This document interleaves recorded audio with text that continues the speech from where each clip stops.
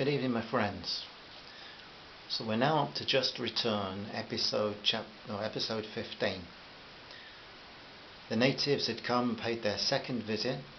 Belle had worked out a way to exchange, or at least to give them their names, and Gus was very impressed with the way she'd handled them, even using a Polaroid camera to communicate with them.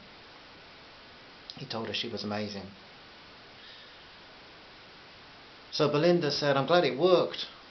I remembered as I developed the picture that some tribal people are very superstitious about photographs, but maybe they'd never even seen them before. It's amazing, Gus, you know, you and I are used to cameras, videos, TV, radios, computers to some degree. They're amazed by a photograph." "Yes, Belle. And we're deprived here of so many things that you've grown up to think of as normal. Do you miss the technology, Belle?" "Not much. I like the wild things. I miss music. I'd love to hear a good electric band." "Ah, your generation. You love your rock music. Me, I like Wagner, Beethoven, and I miss that. Can you sing, Gus?" "Not well, Belle, not now. I used to sing." "Can you?" "A bit. Not well." "Sing me something, Gus." "Oh, I don't know, Belle." "Gus, come on, sing me something." Gus began to sing an old German folk song about the Black Forest. Belle was amazed at the clear tone of his easy to listen to steady voice, and the fact that she didn't have a clue what he was singing about didn't bother her at all. When he in turn requested that she sang something, she chose her mother's favourite, Paul McCartney's Yesterday. Gus was very moved by her singing, and he said, "We must sing a little every day, you and I." So they did, and somehow a little music made life in this place of isolation from all the familiar things all the more bearable. After they sang that night, they had a long conversation about the changes that technology had brought. Gus amused her as he spoke about dancing with a few friends in Dresden to the sound of a wind-up gramophone. She couldn't remember having actually ever seen a wind-up gramophone, except in films. He told her about the first time his mother heard recorded music. How stunned she was, how remarkable it had been for her generation, and yet in Belle's generation it was like getting the first sight of a computer. He took her imagination back to a world where there were cars but many still farmed with horses, where there was electricity but many still used lamps and candles, a world where there were guns but cavalry charges were still a tactic of war. "You know, Gus, life here is so removed from even the 1910s. But it's true that the world has changed. Our world, I mean. It's changed so much in your lifetime." "Oh yes, Belle. Why, even here in our utility room, I have a couple of dozen cigarette lighters, a calculator, a few watches, some felt tip markers, all sorts of other things salvaged from our world that fell from the sky. All of these would seem like our miracle to our friends here in the forest, who grew up here. Yet most of these things would have been unknown to me as a child. We westernized people very quickly take new technology on board, and soon we seem to be unable to live without it. Yet most of it wasn't even dreamt of when my father was born." Life was settling into a kind of a routine, which Gus said everyone's life has to. In the mornings they ate breakfast and washed. Gus now had a full beard, which Belle kept trimmed neatly for him.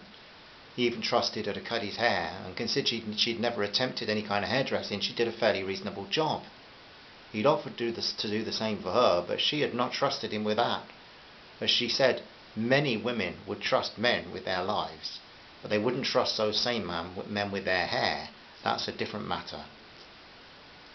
By the waterfall, not too far from the camp, there was a pond in a rock, like an average garden pond in size, and in the morning, when the light was good, Belinda often had a good look at herself. She could see she was not wearing too badly in the rainforest. She'd never been vain and didn't think of herself as stunning beauty, but she knew she didn't look like she might.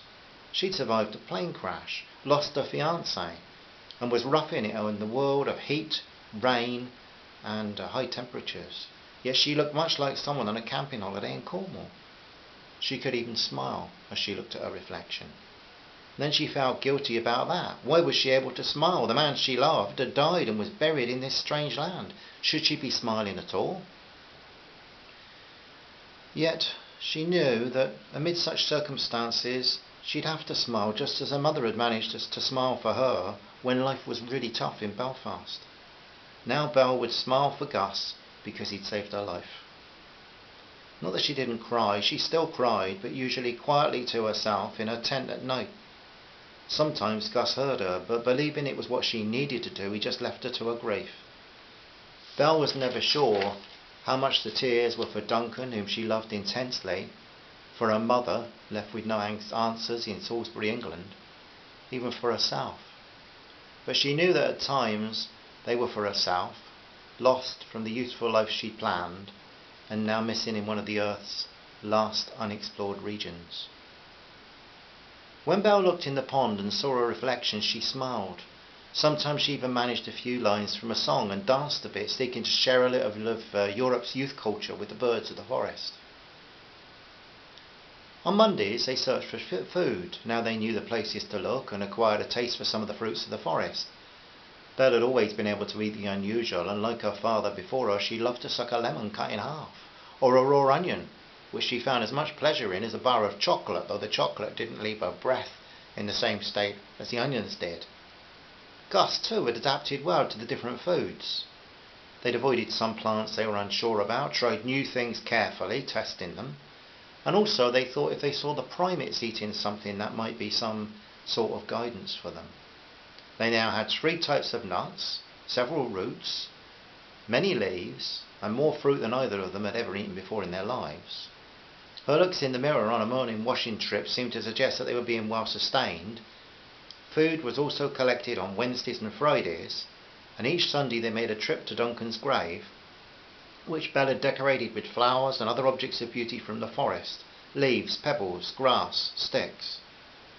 Gus always kept back a few paces and allowed Belle space to be alone with her thoughts of Duncan.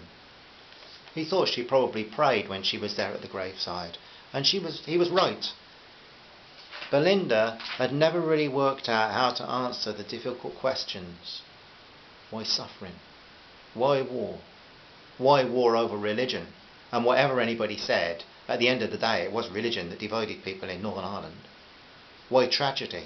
Why cancer? Why starvation? Why Duncan dead? Yet despite all the questions she'd been asking from a child, and the way more got added on by each of life's sad experiences, either personal or others, still Belinda believed that an atheistic way of life couldn't satisfy her. She'd found a rare thing in her teenage years too. The meaningless religious education had tended to tear her faith down, and the ritualistic ceremonies week by week in the church had left her feeling empty. Yet our biology teacher, who should have been teaching her neat evolution, natural selection and the survival of the fittest, had indeed taught these things. They were part of the examination curriculum and knowledge of them was essential, but this young, handsome and enthusiastic biologist had always taught them as a theory and had asked his class to reason for themselves. Once, on an informal setting in a school trip, he'd shared with his favourite pupil his strong belief in intelligent design. He'd pointed out of the windows at Stonehenge as they drove past and stated that in his opinion it was not the cause of wisdom to demand that this half-ruined pagan religious site of stones had required many folk in the scientific and historical world to research and write thousands of pages about its origin, how men had constructed it and what it all meant, and yet to say that the far more complex blades of grass, rabbits in the field, birds on the wing, the same landscape, all there on Salisbury Plain, the sheep, the trees in a nearby valley and the millions of people who visited this artefact every year were just a product of some amazing accident. Belle had asked him outright, so do you believe in evolution? His reply was not vague. I believe, Belinda, that design requires a designer and is proof of an intelligence. It's only my opinion, but yes, I believe in a creator. So Belle too, having thought about that a great deal, believed in a God. She didn't understand him, she prayed, and here in the rainforest, the weekly trek to Duncan's grave had her mind on God and her thoughts silently searching for answers. Gus, on the other hand, prayed rarely. He didn't understand faith, he didn't believe in evangelical atheism, and yet when in a very tight corner he prayed as he had on the plain. but with the feelings of a man who grabs at a tuft of grass to stop him falling off a cliff, but doubting that the grass would ever save him. Thanks, my friends. That's the end of episode 15. I do so much thank you for sticking with this story, and I do hope that you're getting some pleasure out of it. It's nice to be able to share something with others, with those that really mean something to you, and you all mean something to me. Thanks ever so much. Bye for now. Bye.